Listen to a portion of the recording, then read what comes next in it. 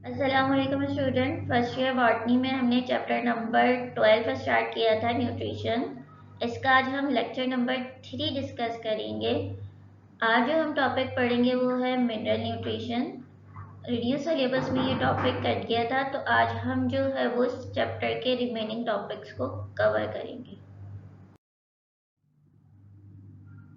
Mineral nutrition in plant को discuss करेंगे। सबसे पहले मिनरल एलिमेंट्स क्या हैं, वो इनऑर्गेनिक सब्सटेंसेस और एलिमेंट्स जो सॉइल में पाए जा रहे हैं और प्लांट को नीड है अपनी डेवलपमेंट और फंक्शंस को परफॉर्म करने के लिए, उनको हम मिनरल एलिमेंट्स कह रहे हैं। सॉइल के अंदर बहुत सारे मिनरल एलिमेंट्स हैं, हर एलिमेंट्स का स्पेसिफिक रोल है।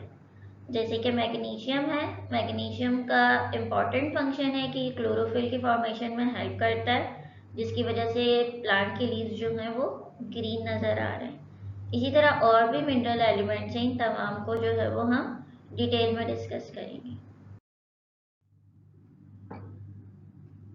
मिनरल एलिमेंट्स दो तरह के हैं, एक मैक्रो एलिमेंट्स हैं और सेकंड हमारे पास माइक्रो एलिमेंट्स हैं। मैक्रो एलिमेंट्स वो एलिमेंट्स हैं जो प्लांट को रिक्वायर हैं लार्ज क्वांटिटी में। जो प्लांट को लार्ज क्वांटिटी में रिक्वायर होंगे उनको हम मैक्रो कहेंगे। लफ्ज़ मैक्रो से ही समझ में आ रहा है कि ये लार्ज क्वांटिटी में रिक्वायर है। वो एलिमेंट्स जो प्लांट को रिक्वायर हैं लो अमाउंट में, इनको हम माइक्रो एलिमेंट्स कहते हैं। यानी जिनकी क्वांटिटी कम रिक्वायर होगी प्लांट को, इनको हम माइक्रो एलिमेंट्स कहेंगे।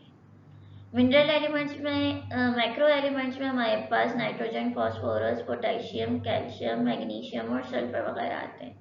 जबकि माइक्रो एलिमेंट्स में हमारे पास iron, manganese, boron, molybdenum, copper, zinc, chlorine और कोबाल्ट वगैरह आते हैं। ये तमाम मिनरल एलिमेंट्स हैं जिनकी प्लांट को रिक्वायरमेंट है अपनी फंक्शंस को और डेवलपमेंट के प्रोसेस को परफॉर्म करने के लिए। रोल है इम्पॉर्टेंट मिनरल एलिमेंट्स का और उनके हम डेफिशिएंसी सिम्टम्स को डिस्कस करेंगे कि अगर एक मिनरल एलिमेंट है कोई स्पेसिफिक रोल परफॉर्म कर रहा है, अगर उसकी डेफिशिएंसी हो जाए तो प्लांट के ऊपर क्या सिम्टम्स अपेयर होंगे, क्या असरात मुरतब होंगे। सबसे पहले जो मिनरल एलिमेंट पढ़ेंगे वो है हम नाइट्रोजन। सबसे पहले हम नाइट्रोजन को डिस्कस करेंगे। नाइट्रोजन जो है वो सॉइल में मौजूद है नाइट्रेट्स और अमोनियम सॉल्ट के फॉर्म में। प्लांट के पास एबिलिटी नहीं है कि वो नाइट्रोजन को जो है वो फिक्स कर सके एटमॉस्फेरिक नाइट्रोजन को। तो यहाँ पर कुछ इम्पॉर्टेंट रोल प्ले करेंगे बैक्टीरिया और साइनोबैक्टीरिया के मेंबर्स, और वो इस एटमॉस्फेरिक नाइट्रोजन को कन्वर्ट कर देंगे नाइट्रेट और नाइट्राइट के फॉर्म में। जब ये कन्वर्ट हो जाएंगे तो फिर प्लांट इसको एब्जॉर्ब करेगा और अपनी प्रोटीन की फॉर्मेशन स्टार्ट करेगा। तो कुछ micro organism important role play कर रहे हैं नाइट्रोजन को फिक्स करने के लिए प्लांट के लिए। इसी तरह जो है वो एसेंशियल कॉन्स्टिट्यूएंट है प्रोटीन का, न्यूक्लियोटाइड का, न्यूक्लिक एसिड का। इसके साथ साथ प्लांट को जो है वो अपने क्लोरोफिल के मॉलिक्यूल की डेवलपमेंट के लिए भी नाइट्रोजन रिक्वायर्ड है। ये एक अमीनो एसिड का स्ट्रक्चर दिखाया गया है जिसमें कार्बन एटम के साथ कार्बोक्सिलिक ग्रुप लगा एक साइड पे और दूसरे पे अमीनो ग्रुप लगा। ये आर इसकी फंक्शनल चेन है। अब ये जो अमीनो ग्रुप है इसके अंदर नाइट्रोजन मौजूद है।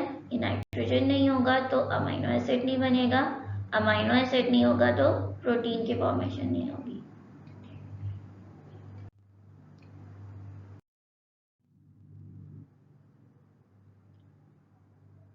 डीएनए का स्ट्रक्चर दिखाया गया है डीऑक्सीराइबो न्यूक्लिक एसिड। ये एक न्यूक्लिक एसिड है जिसके अंदर छोटी छोटी यूनिट्स लगी हुई हैं जिनको हम न्यूक्लियोटाइड कह रहे हैं। एक न्यूक्लियोटाइड का अगर हम स्ट्रक्चर देखें तो उसके अंदर हमें तीन चीज़ें नज़र आ रही हैं। एक तो इसकी डीऑक्सीराइबो शुगर है, एक फॉस्फेट ग्रुप है और नाइट्रोजीनस बेसिस है। नाइट्रोजीनस बेसिस जो हैं वो चार टाइप्स की हैं हमारे पास। एडेनिन है, गुआनिन है, साइटोसिन है और फोर्थ थायमीन है। अगर हम आरएनए की बात करें तो ये थायमीन की जगह यूरेसिल मौजूद होता है। इस नाइट्रोजीनस बेस के अंदर हमें नाइट्रोजन नज़र आ रहे हैं। अगर नाइट्रोजन की डेफिशिएंसी हो जाए प्लांट के अंदर तो न्यूक्लियोटाइड की फॉर्मेशन नहीं होगी। न्यूक्लियोटाइड नहीं होंगे तो फिर न्यूक्लिक एसिड नहीं बनेगा। न्यूक्लिक एसिड नहीं बनेगा तो सेल डिवाइड नहीं होगा, क्योंकि उसका जेनेटिक मटेरियल डुप्लीकेट नहीं होगा, वो डिवीजन नहीं कर पाएगा। तो हर न्यूक्लियोटाइड नाइट्रोजीनस बेसिस में, यानी ये जो चारों नाइट्रोजीनस बेसिस हैं, ये नाइट्रोजन कंटेनिंग कंपाउंड्स हैं, कंटेनिंग रिंग्स हैं जिनके अंदर नाइट्रोजन मौजूद होता है। इसी तरह क्लोरोफिल है। क्लोरोफिल में अगर हम देखें तो ये मैग्नीशियम सेंट्रल एलिमेंट है, जो जिसके सराउंडिंग में जो है वो नाइट्रोजन के एलिमेंट्स लगे हुए हैं। ये इसके साथ बाइंड होंगे तो ये क्लोरोफिल की रिंग की फॉर्मेशन करवाएंगे। तो नाइट्रोजन जो है वो इम्पॉर्टेंट रोल प्ले कर रहा है क्लोरोफिल की फॉर्मेशन के लिए।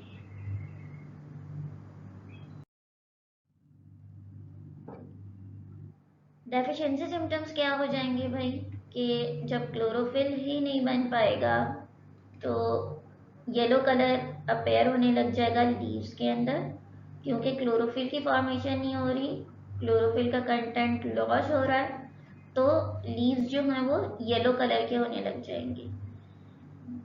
क्लोरोफिल डैमेज हो गया, क्लोरोफिल की फॉर्मेशन नहीं हो रही है, तो दूसरे पिगमेंट्स डोमिनेट हो जाएंगे, ज़ैंथोफिल वगैरह, तो ये येलो कलर के नज़र आना शुरू हो जाएंगे। रेट ऑफ रेस्पिरेशन अफेक्टेड हो जाएगा।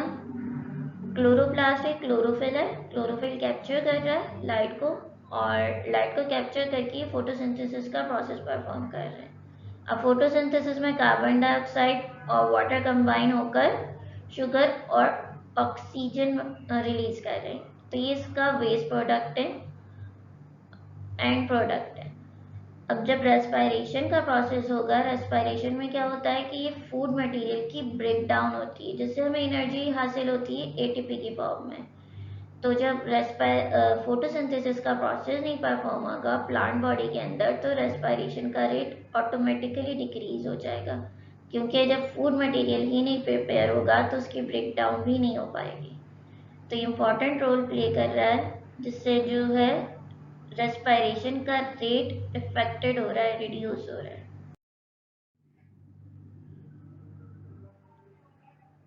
सेल डिवीजन और सेल इनलोंगेशन के प्रोसेस को इनहिबिट कर देगा, क्योंकि डीएनए जेनेटिक मटेरियल में हमारे पास डीएनए मौजूद है, डीऑक्सी राइबो न्यूक्लिक एसिड, जो कि छोटी यूनिट से मिलकर बना है, जिनको हम न्यूक्लियोटाइड कह रहे हैं। और हर न्यूक्लियोटाइड के अंदर नाइट्रोजन मौजूद था।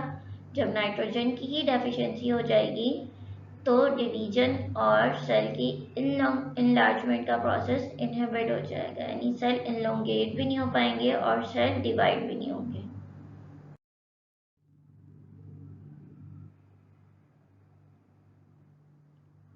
कुछ प्लांट्स की जो लीव्स वेन्स हैं वो पर्पल और रेड कलर की हो जाएंगी, क्योंकि वहाँ पर एंथोसायनिन पिगमेंट की डेवलपमेंट हो जाएगी, जैसे टोमेटो है और एप्पल्स हैं। ये प्लांट्स हैं जिनकी वेन्स, ये जो वेन्स नज़र आ रही हैं आपको, ये पर्पल नज़र आ रही हैं, क्योंकि क्लोरोफिल का पिगमेंट यहाँ डिग्रेड हो रहा है, लॉस हो रहा है, क्योंकि नाइट्रोजन की डेफिशिएंसी हो गई।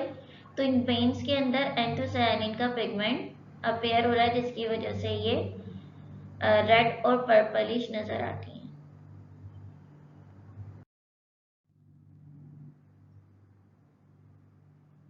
प्लांट की ग्रोथ स्टंटेड हो जाएगी और लेटरल बर्ड्स जो हैं वो डॉर्मेंट हो जाएंगी, जैसे कि कुछ सीरल्स हैं जो कि शो करती हैं टिलरिंग के प्रोसेस को। प्लांट की ग्रोथ स्टंटेड हो जाएगी, मतलब प्लांट की ग्रोथ रुक जाएगी, मजीद प्लांट ग्रो नहीं कर पाएगा। इसी तरह लेटरल प्लांट बर्ड्स जो हैं वो डॉर्मेंट हो जाएंगी, यानी वो भी मजीद ग्रो नहीं हो पाएंगी।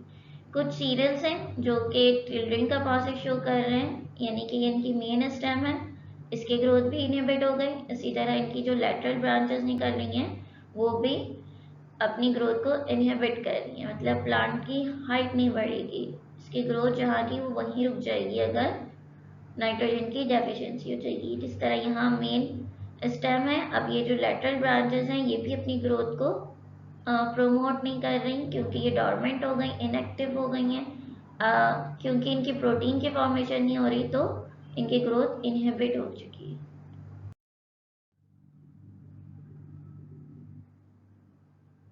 प्रोलॉन्ग डॉर्मेंसी और अर्ली सेनेसेंस जैसे कि लीफ फॉल है, ये कॉज करती है नाइट्रोजन की डेफिशिएंसी को। प्लांट के अंदर जब प्रोटीन की फॉर्मेशन नहीं होगी तो डॉर्मेंसी स्टार्ट हो जाएगी, यानी प्लांट इनएक्टिव फॉर्म में चला जाएगा। कुछ ग्रोथ नहीं बढ़ेगी, जितनी इसकी हाइट है वो उतनी ही रहेगी। ईयरली सेनेसेंस, एजिंग का प्रोसेस स्टार्ट हो जाएगा प्लांट के अंदर। जब मजीद प्रोटीन नहीं बनेंगे तो ग्रोथ का प्रोसेस परफॉर्म नहीं होगा, क्योंकि सेल तो डिवाइड होंगे ही नहीं, क्योंकि न्यूक्लिक एसिड की भी फॉर्मेशन नहीं हो रही। तो इसलिए जल्दी से जो है वो प्लांट में एजिंग का प्रोसेस स्टार्ट हो जाएगा, जिसको हम साइंटिफिकली सेनेसेंस कह रहे हैं। अब जब प्रोटीन की फॉर्मेशन नहीं होगी तो लीव्स जो हैं वो गिरना शुरू हो जाएंगे, फॉल होने लग जाएंगे। एक तो येलो कलर के लीव्स हो रहे हैं क्योंकि क्लोरोफिल नहीं बन रहा, फूड मटेरियल नहीं प्रिपेयर हो रहा, फूड मटेरियल नहीं प्रिपेयर हो रहा, इसके साथ इसमें प्रोटीन भी नहीं बन रही है। प्रोटीन नहीं बन रही तो इसकी ग्रोथ भी मजीद हो नहीं पा रही, जिसकी वजह से ये लीफ फॉल स्टार्ट हो जाएगा। अब जो मिनरल एलिमेंट्स पढ़ेंगे वो है हम फॉस्फोरस। फॉस्फोरस जो है वो प्लांट एब्जॉर्ब करेंगे सोल्यूबल फॉस्फेट H3PO4 या HPO4 की फॉर्म में। ये अबंडेंटली अवेलेबल है ग्रोइंग और स्टोरेज रीजन्स में प्लांट के, जैसे कि फ्रूट्स हैं, सीड्स हैं, इनके अंदर जो है ये मौजूद होता है ज़्यादा मिकदार में।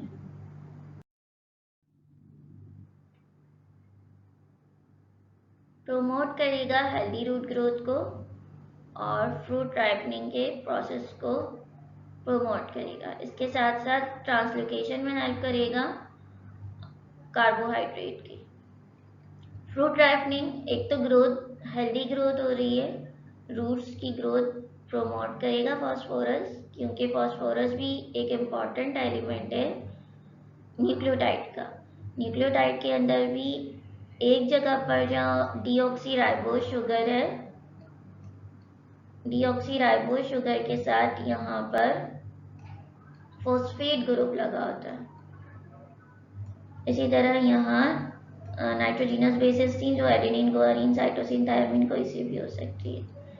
तो इम्पॉर्टेंट रोल प्ले करेगा ये रूट की फॉर्मेशन में। इसी तरह फ्रूट राइपनिंग में हेल्प करेगा, यानी इनका जो क्लोरोफिल का मॉलिक्यूल है इसको जल्दी से डिग्रेड करके फिर ये दूसरे पिगमेंट को डोमिनेट करेगा, जिससे फ्रूट राइप हो जाएगा। ट्रांसलोकेशन कराएगा, यानी फूड मटेरियल जब प्रिपेयर हो जाएगा तो उसको एक जगह से दूसरी जगह मूव करवाएगा, यानी ऐसे एंजाइम्स की फॉर्मेशन करवाएगा जो इस फूड मटेरियल को एक जगह से दूसरी जगह मूव करवाएंगे।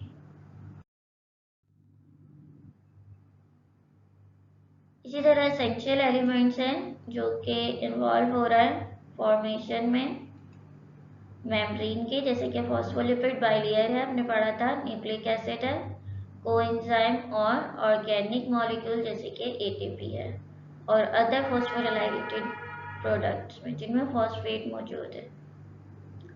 सेल मेम्ब्रेन में फॉस्फोलिपिड बाइलेयर है। ये एक फॉस्फोलिपिड का मॉलिक्यूल है जिसमें हाइड्रोफिलिक हेड और हाइड्रोफोबिक टेल है। तो यहाँ पर फॉस्फोरस इंपॉर्टेंट रोल प्ले कर रहे हैं इनकी फॉर्मेशन में। न्यूक्लिक एसिड में जो है वो डीऑक्सीराइबोस शुगर के साथ फॉस्फेट ग्रुप लगा हुआ है। कुछ एंजाइम्स हैं जिनकी फॉर्मेशन में ये हेल्प कर रहा है। इसी तरह एटीपी, एडिनोसिन ट्राइफॉस्फेट, इसके साथ जो है वो 3 फॉस्फेट के ग्रुप्स लगे होते हैं। ये हाई एनर्जी कंपाउंड है जो कि बनता है फूड की ब्रेकडाउन से। तो ये इन तमाम चीज़ों में इम्पोर्टेंट एसेंशियल रोल प्ले करते हैं। ये NADPH है और इसके अंदर भी फॉस्फेट मौजूद है। इसी तरह ये एडिनोसिन ट्राइफॉस्फेट है, एनर्जी रिच कंपाउंड है, जिसमें ये राइबोज शुगर लगी हुई है, नाइट्रोजिनस बेस लगी हुई है और साथ में 3 फॉस्फेट के मॉलिक्यूल्स लगे हुए हैं। तो यहाँ पर ये अपना इम्पोर्टेंट रोल प्ले कर रहा है इनकी फॉर्मेशन। डेफिशिएंसी सिम्टम्स क्या अपेयर होंगे? कैम्बियम की एक्टिविटी रिड्यूस हो जाएगी।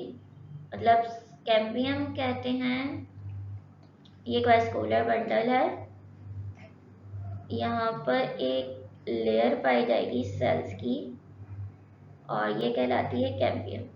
इसके एक साइड पे जाइलम टिश्यूज बनेंगे और दूसरी साइड पर फ्लोएम के टिश्यूज बनेंगे। फ्लोएम का काम है फूड मटेरियल को ट्रांसपोर्ट करना, इसी तरह जाइलम का काम है वाटर और मिनरल्स को ट्रांसपोर्ट करना। ये वाली जो रिंग है ये कहलाती है कैम्बियम।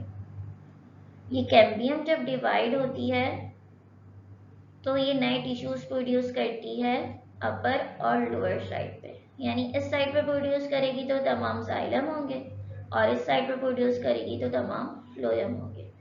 इनसे क्या होगा कि प्लांट की जो है वो गिर्थ इंक्रीज होगी, मतलब थिकनेस इंक्रीज हो जाएगी, इसका डायमीटर इंक्रीज हो जाएगा। जब फॉस्फेट नहीं होगा तो प्लांट एनर्जी रिच कंपाउंड्स नहीं बनेंगे प्लांट के अंदर, तो इसकी कैम्बियम की एक्टिविटी रिड्यूस हो जाएगी, जिससे प्लांट की गिर्थ नहीं बढ़ पाएगी।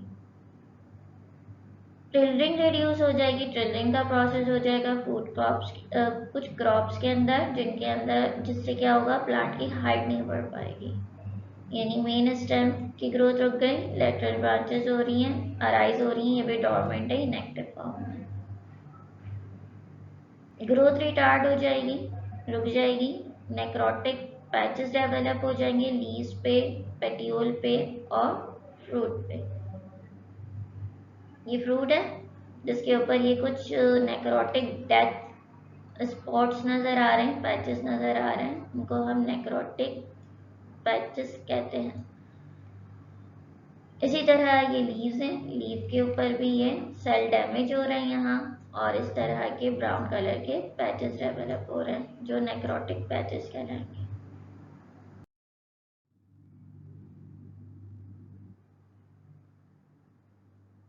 डिफरेंट कलर्स की डेवलपमेंट हो जाएगी, जैसे पेल ग्रीन डेवलपमेंट हो जाएगी पाइसम के अंदर। पाइसम का कलर जो है वो पेल ग्रीन होना शुरू हो जाएगा डार्क ग्रीन की वजह।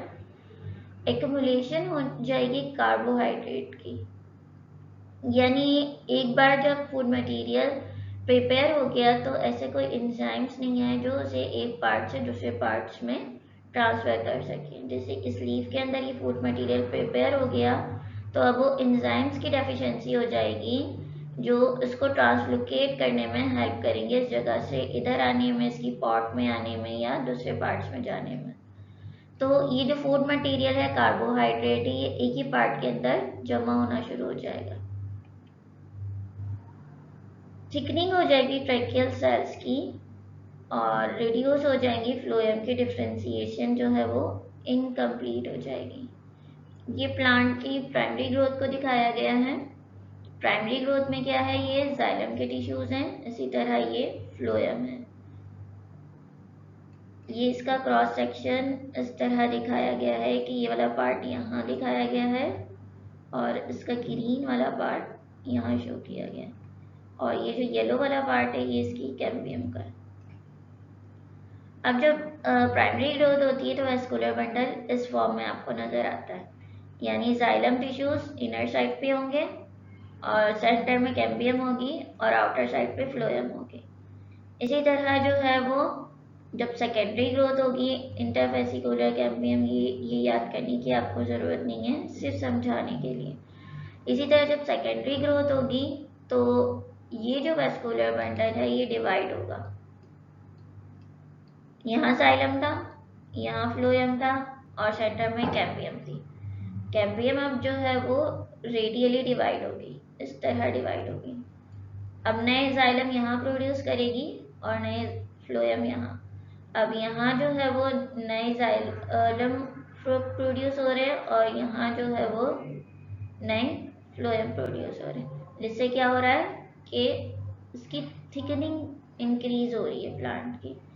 अब यहाँ लिखा हुआ है कि फ्लोएम की डिफ्रेंसिएशन जो है वो रिड्यूस हो जाएगी, यानी हम फ्लोएम को डिफ्रेंशिएट नहीं कर पाएंगे प्राइमरी और सेकेंडरी फ्लोएम के अंदर। अब थिकनिंग हो जाएगी ट्रैकियल एलिमेंट्स की। एक तरह के जाइलम बस ट्रैकीज पाए जाते हैं जिनका काम जो है वो वाटर को ट्रांसपोर्ट करना है। इस तरह के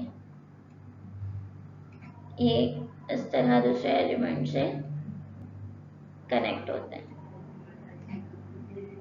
अब ये वाटर और मिनरल्स की ट्रांसपोर्ट करवाते हैं। फ्लोएम की जब डेफिशिएंसी हो जाएगी तो ये इनकी थिकनिंग रिड्यूस हो जाएगी, मतलब ये प्रॉपर थिक नहीं हो पाएंगे।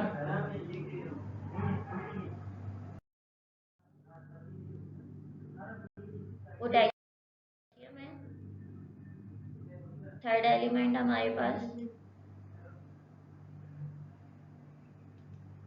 वाइडली डिस्ट्रीब्यूटेड है सॉइल में मिनरल एलिमेंट्स के तौर पर। हेल्प कर रहा है ओपनिंग और क्लोजिंग स्टोमेटा में, यानी पोटेशियम का एक इम्पॉर्टेंट रोल है कि ये स्टोमेटा को ओपन कर देगा और क्लोज कर देगा। जब प्लांट का बॉडी टेम्परेचर जो है वो बहुत ज़्यादा बढ़ जाएगा तो प्लांट बॉडी अपने स्टोमेटा को ओपन करती है ताकि ट्रांसपायरेशन का प्रोसेस परफॉर्म कर सके। इसी तरह जब जो है वो बहुत ज़्यादा एक्सेसिव ट्रांसपायरेशन हो जाती है तो प्लांट बॉडी अपने वाटर के अमाउंट को बचाने के लिए क्या करेगी, अपने स्टोमेटा को क्लोज कर देगी। तो ये ओपनिंग और क्लोजिंग में इम्पॉर्टेंट रोल प्ले करता है। कहाँ हाईएस्ट कंसेंट्रेशन में पाया जा रहा है, मेरिस्मेटिक रीजन में प्लांट के। मेरिस्मेटिक रीजन कौन से, मेरिस्टेम किसे कहते हैं? मेरिस्टेम एक तरह के टिश्यूज हैं जिनका फंक्शन क्या होता है कि वो डिवीजन का प्रोसेस परफॉर्म करते हैं। कि एक सेल है, ये डिवाइड होगा तो मल्टीपल सेल प्रोड्यूस कर देगा, यानी सेल जो है वो रैपिडली डिवाइड होंगे और नंबर ऑफ सेल प्रोड्यूस कर देंगे। अब प्लांट के अंदर डिफरेंट मेरिस्टेमेटिक रीजन होते हैं। एक इसका एपिकल मेरिस्टेम है, यानी इसका फंक्शन क्या है, प्लांट की एपेक्स की लेंथ इंक्रीज करेगा। लैटरल है, ये नोड नजर आ रही है, वो रीजन होता है जहां से कोई लीव अराइज होता है। इसी तरह ये नोड है, यहाँ से कोई लीव अराइज हो रहा है, और ये जो रीजन है ये कहलाएगा इंटरनोड।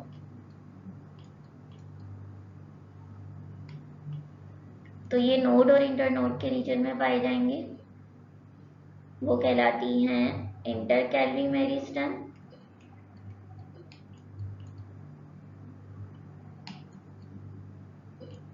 इसी तरह एक थर्ड टाइप के मेरिस्टेम हैं जिनको हम लेटरल मेरिस्टेम कहते हैं।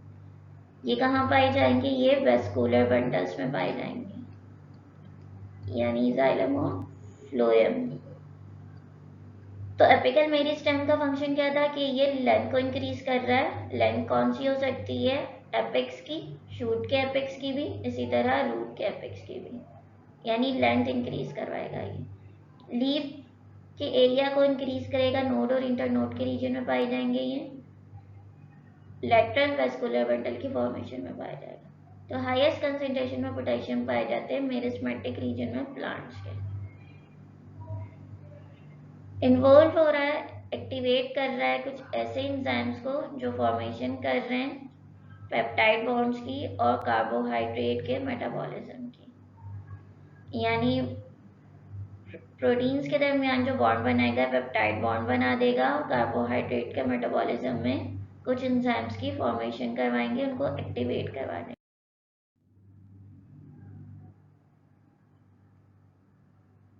कलर जो है वो लीव्स का टर्न हो जाएगा डल और ब्लूइश ग्रीन हो जाएगा। जब इसकी डेफिशिएंसी सिम्टम्स अपेयर होंगे तो लीव्स जो हैं वो ब्लूइश ग्रीन और डल होने लग जाएंगे। इरेगुलर क्लोरोसिस अपेयर होगी और जो कि फॉलो करेगी नेक्रोटिक एरियाज को टिप और मार्जिन्स में लीफ के। पहले तो जो है वो टर्न हो रहा है कुछ प्लांट्स के अंदर, इसका ब्लूइश और ग्रीन कलर, इस तरह का कलर अपेयर हो रहा है। इर्रेगुलर क्लोरोसिस हो रही है, इर्रेगुलर क्लोरोसिस है। नाइट्रोजन में हमने पढ़ा था कि पूरा जो लीव्स था उसका वो पूरा का पूरा येलो हो जाता था, मगर पोटेशियम के अंदर क्या होगा कि ये जो लीव है वो इरेगुलरली क्लोरोसिस को शो करेगा। अब इस क्लोरोसिस के बाद क्या होगा, नेक्रोटिक एरियाज डेवलप हो जाएंगे, यानी डेड सेल प्रोड्यूस हो जाएंगे, ये ब्राउन कलर के पैचेस डेवलप हो जाएंगे जिनको हम नेक्रोटिक एरियाज या स्पॉट्स या पैचेस भी कहते हैं, टिप और मार्जिन में प्रोड्यूस होंगे।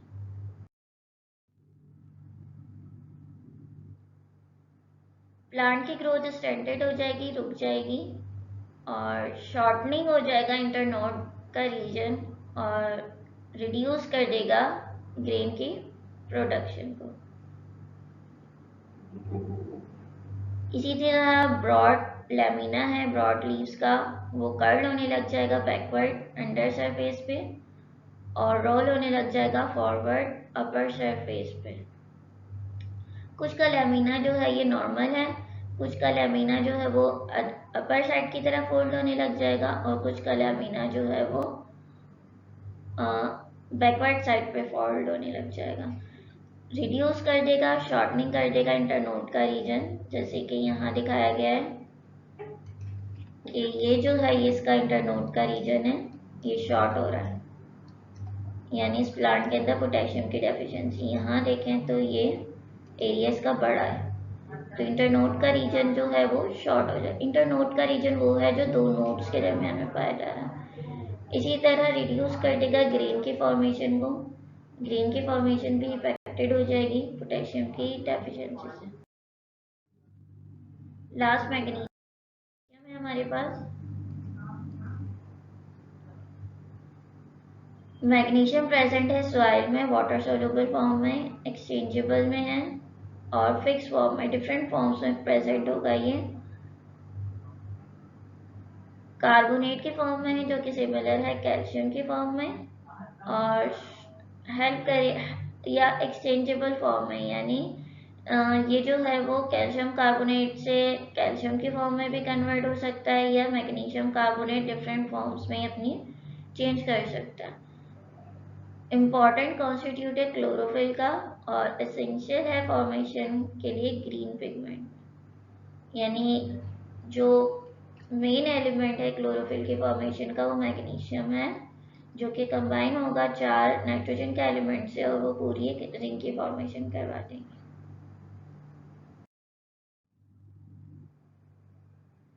मोबाइल एलिमेंट्स है, इजीली जो है वो मूव करेगा, और सिम्टम फर्स्ट ओल्डर लीव्स पे होंगे और इसके बाद यंगर लीव्स पे होंगे।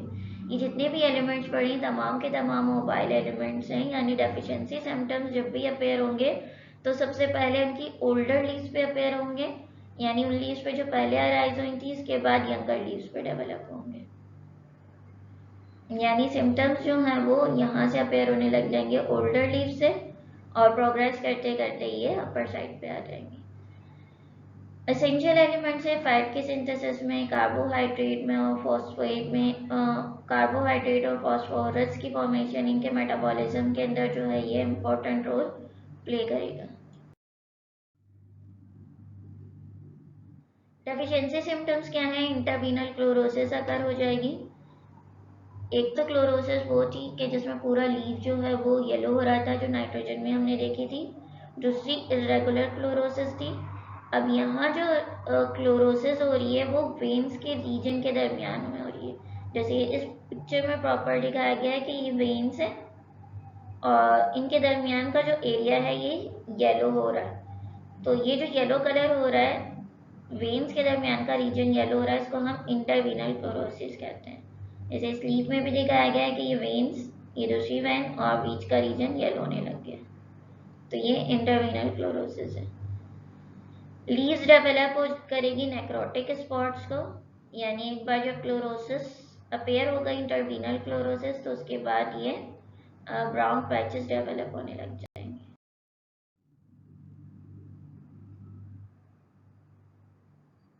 सीवियरली अफेक्टेड लीव जो है वो विदर हो जाएंगे, शेड हो जाएंगे, एब्सेस हो जाएंगे विदाउट रीचिंग स्टेज के, और डिफोलिएशन जो है वो सीवियर हो जाएगी, यानी पोटेशियम की डेफिशिएंसी से जो है वो इसके लीव्स जो है वो मुरझाने लग जाएंगे और फिर गिरना शुरू हो जाएंगे।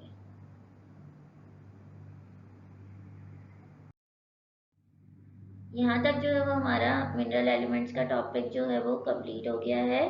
एग्जाम में जो है वो क्वेश्चन इस तरह आएगा कि नाइट्रोजन की इम्पोर्टेंस पूछ ली और उसके डेफिशिएंसी सिम्टम्स पूछ लिए। इम्पोर्टेंस में आपने ये लिख देना है कि इम्पोर्टेंट कॉन्स्टिट्यूट है वो न्यूक्लिक एसिड का, इस तरह क्लोरोफिल की फॉर्मेशन का, ये तमाम चीज़ें लिखनी इम्पोर्टेंस में। अब इसके डेफिशिएंसी सिम्टम्स में आपने ये लिखना है जैसे क्लोरोसिस है, स्टेंटेड ग्रोथ हो रही है, ग्रोथ रुक रही है उसकी, इस तरह करके आपने उसके डेफिशिएंसी सिम्टम्स लिखने हैं। तो यहाँ तक हमारा ये टॉपिक कंप्लीट हुआ। तब तक नेक्स्ट लेक्चर में हम न्यू चैप्टर स्टार्ट करेंगे। जब तक के लिए खुदा हाफिज़।